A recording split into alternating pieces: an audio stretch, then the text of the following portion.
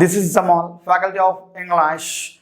Okay, today I am going to a demonstration about the general English. ఈ general English అనేసరికి చాలామంది కాంపిటేటివ్కి prepare అయ్యే వాళ్ళు చాలా భయపడుతుంటారు, భయంతోనే ప్రిపరేషన్ అంటూ చేస్తూ ఉంటారు. First of all general English అంటే ఏంటి, ఏం ప్రిపేర్ కావాలి అనే దాని గురించి మనం డిస్కస్ చేస్తే, జనరల్ ఇంగ్లీష్లో వచ్చేసి కీ రోల్ పోషించేది వచ్చేసి వొకాబులరీ కాలం.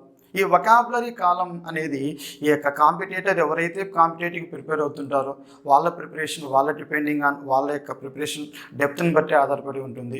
ఈ అసలు వొకాబులరీ అంటే ఏంటిది అని చెప్తే వెనుక మనం చెప్పాల్సింది సినానిమ్స్, ఆంటోనిమ్స్ చాలా ఇంపార్టెంట్ రోల్ పోషిస్తాయి. సినానిమ్స్, ఆంటోనిమ్స్, స్పెల్లింగ్ మిస్టేక్స్ అంటాం, దాన్ని స్పెల్లింగ్ ఎర్రర్స్ అనొచ్చు. స్పెల్లింగ్స్ కంపల్సరీగా ప్రిపరేషన్ చేయాలి.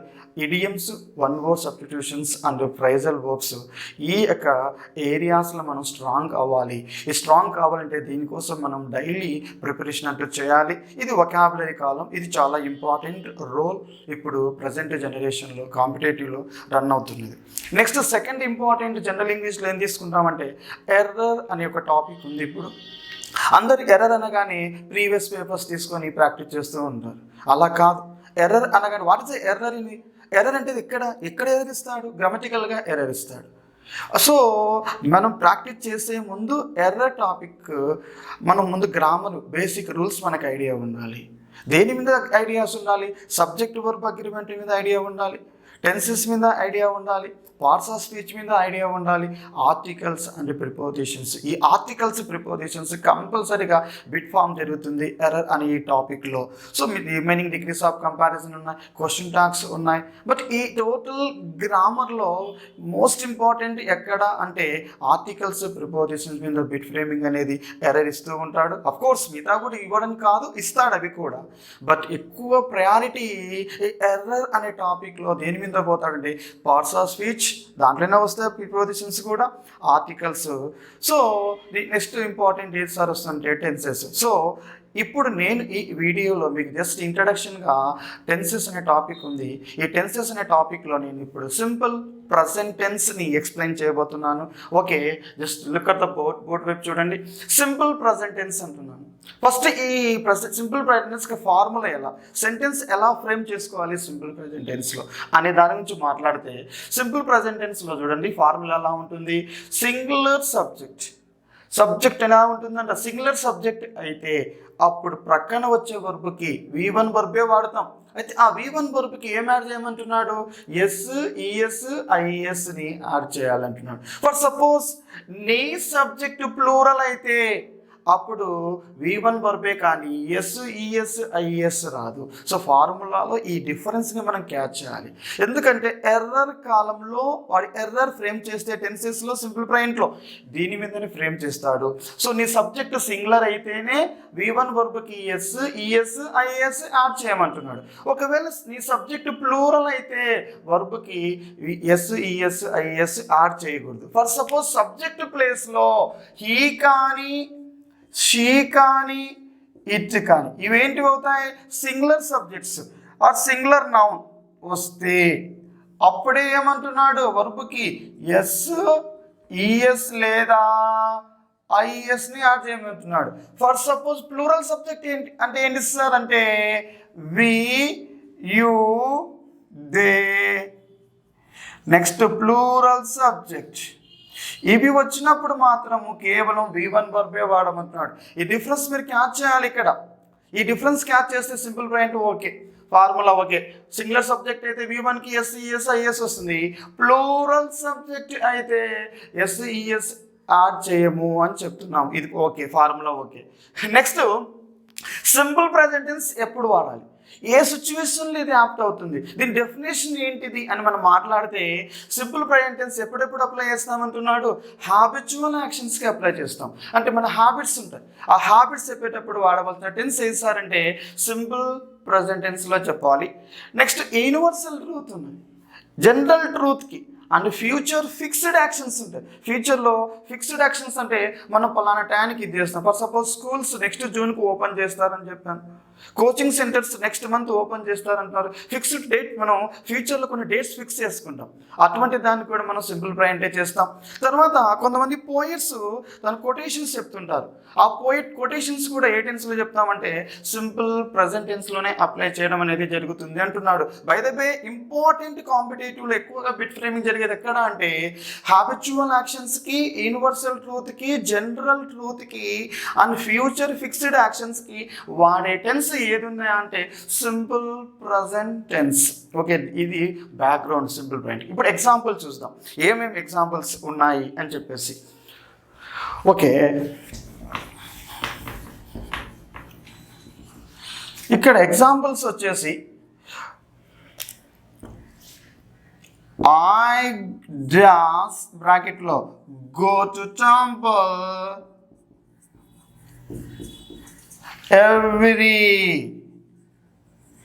ఎవ్రీ మండే అన్నాను. ఎగ్జాంపుల్ చూడండి, I go to temple every Monday అంటున్నాను. I go to temple every Monday అన్నాను. ఇప్పుడు ఈ సెంటెన్స్లో ఎవ్రీ మండే చూడగానే, ఈ సెంటెన్స్లో ఎవ్రీ మండే చూడగానే మనకి ఏ టెన్స్ గుర్తుకొస్తుంది సార్ అంటే సింపుల్ ప్రెజెంట్. ఎందుకు? నేను ప్రతి మండే గుడికి వెళ్తున్నా, ఇది నా హ్యాబిట్, నా daily activities. First every week అంటున్నాం, ఎవ్రీ మండే అంటున్నాం. సారీ, ఎవ్రీ మండే అంటే ఏమవుతుంది? అది హ్యాబిట్ అవుతుంది. సో హ్యాబిట్కి ఏ టెన్స్ చెప్పాను? Simple present. సో ఇక్కడ సబ్జెక్ట్ ప్లేస్లో ఐ ఉంది, యాస్ యాక్సెప్టెడ్. ఐ సింగులర్ అయినప్పటికీ ఇక్కడ వాడే వర్బ్ చూడండి. నేనేమన్నాను? సింగులర్ సబ్జెక్ట్ అయితే V1కి ఎస్ లేదా ఈఎస్ లేదా ఐఎస్ యాడ్ చేయమన్నాను. బట్ ఇక్కడ సబ్జెక్ట్ ప్లేస్లో ఐ సింగులరే నేను కూడా యాక్సెప్ట్ చేస్తున్నా. ఐ సింగులర్ అయినప్పటికీ ఈ యొక్క ఐ ప్రక్కన వర్బ్కి ఎస్ ఈఎస్ ఐఎస్ యాడ్ చేయకూడదు. సో అది ఇక్కడ వేస్తున్నాను. ఐ వచ్చినా కూడా వర్బ్కి ఎస్ ఈఎస్ ఐఎస్ యాడ్ చేయకూడదు. సో ఇక్కడ ఐ గోనే వస్తుంది. ఫర్ సపోజ్ నెక్స్ట్ ఎగ్జాంపుల్ చూడండి, షీ డస్ బ్రాకెట్లో గో అన్నాను. సేమ్ ఎగ్జాంపుల్ రాస్తున్నాను. బట్ ఏం డిఫరెన్స్ ఉంది సార్ అంటే ఇక్కడ ఎవ్రీ మండే అంటున్నాను. సేమ్ ఎగ్జాంపులే. I go to temple every Monday అంటున్నాను. ఈ సెంటెన్స్కి డిఫరెన్స్ ఏముంది? సబ్జెక్టే డిఫరెన్స్ ఉంది. ఇక్కడ సబ్జెక్ట్ ప్లేస్లో షీ వచ్చింది. షీ సింగులర్ సబ్జెక్ట్ అని ఇచ్చాను. నీ సింపుల్ ప్రెజెంట్ టెన్స్లో నీ సబ్జెక్ట్ షీ అయితే V1కి ఏం యాడ్ చేయాలి? ఎస్ ఈఎస్ ఐఎస్ యాడ్ చేయమంటున్నాడు. సో ఇక్కడ షీ అనే సబ్జెక్ట్ సింగులర్ కాబట్టి గోకి ఏమవుతుంది? గోస్ అంటున్నాను. నెక్స్ట్ ఎగ్జాంపుల్ చూడండి, ద సన్ డాస్ బ్రాకెట్లో రైజ్ ఇన్ ద ఈస్ట్ అంటున్నాం. ఇప్పుడు ఈ సెంటెన్స్లో ఇది సెంటెన్స్ చూడగానే మనకి ఏమనిపిస్తుంది? ఇది ఒక universal truth. The sun rise in the east అంటున్నాం. ఈ సెంటెన్స్ చూడగానే మనకి ఏ టెన్స్ గుర్తుకు రావాలి? ఇది ఒక యూనివర్సల్ ట్రూత్. ఈ యూనివర్సల్ ట్రూత్కి ఏ టెన్స్లో చెప్పాలి? సింపుల్ ప్రజెంట్ టెన్స్లో చెప్పాలి. అప్పుడు సబ్జెక్ట్ ప్లేస్లో ద సన్ అనే సబ్జెక్ట్ ఉంది. ఇది సింగులరా ప్లూరలా? ఇది చాలా ఇంపార్టెంట్. ద సన్ అనేది సింగులర్ కాబట్టి అప్పుడు సింగులర్ సబ్జెక్ట్ అయితే V1కి ఏం యాడ్ చేయాలంట? ఎస్ యాడ్ చేస్తాం. సో అప్పుడు ఏమవుతుందంటే రైజెస్ అవుతుంది. ఓకే, యూనివర్సల్ ట్రూత్కి అప్లై చేసాం, హ్యాబిట్కి సింపుల్ ప్రెజెంట్ అని చెప్తున్నాం. అలాగే నెక్స్ట్ ఎగ్జాంపుల్ చాలా important example. For suppose honey does be sweet అన్నాడు.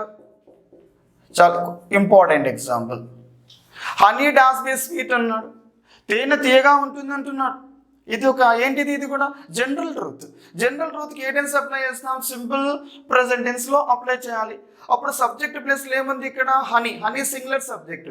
అప్పుడు వర్బ్కి ఎస్ ఈఎస్ ఐఎస్ అన్నాను. కానీ ఇది చాలా ఇంపార్టెంట్ పాయింట్. సింపుల్ ప్రజెంట్ టెన్స్లో నీ వర్బ్ ప్లేస్లో బి ఉంటే అప్పుడు బి అనే బి ఫామ్కి V1 ఏమొస్తాయి?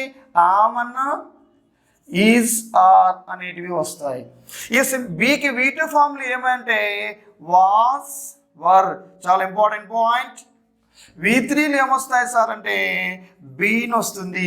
V4 ఏమొస్తుందంటే బీయింగ్ వస్తుంది. V5 చెప్పమంటే టు బీ వస్తుంది. ఇది చాలా ఇంపార్టెంట్. సింపుల్ ప్రజెంట్ టెన్స్లో వర్బ్ ప్లేస్లో బీ ఉంటే అప్పుడు బీకి ఫామ్కి V1లో ఏమున్నాయి ఆమిజ్. అదే V2 ఫామ్స్ ఏమున్నాయి వాస్ వర్ ఉన్నాయి. బీకి V3లు బీన్ ఉన్నాయి. Sorry V3 been, V4 being, V5 to be. So నీకు ఇక్కడ బ్రాకెట్లో ఏ వర్బ్ కావాలి? V1 వర్బ్ కావాలి. అప్పుడు హనీ అనే సబ్జెక్ట్ సింగులర్ కాబట్టి ఈజ్ తీసుకుంటాం. Honey is sweet, honey is sweet. ఇది ఒక ఎగ్జాంపుల్. నెక్స్ట్ ఎగ్జాంపుల్ చాలా ఇంపార్టెంట్ ఎగ్జాంపుల్. నెక్స్ట్ ఏం సార్ చాలా ఇంపార్టెంట్ అంటే రైస్, చాలా important example. And eggs, rice and eggs does, బ్రాకెట్లో బి అంటున్నాడు. Good for health, good for health అంటున్నాడు. చూడండి ఇక్కడ ఇదే subject verb agreement and simple ప్రజెంట్లు చాలా ఇంపార్టెంట్ ఎగ్జాంపుల్ తీసు. రైస్ అండ్ ఎగ్స్ అన్నాడు. Rice and eggs be good for health.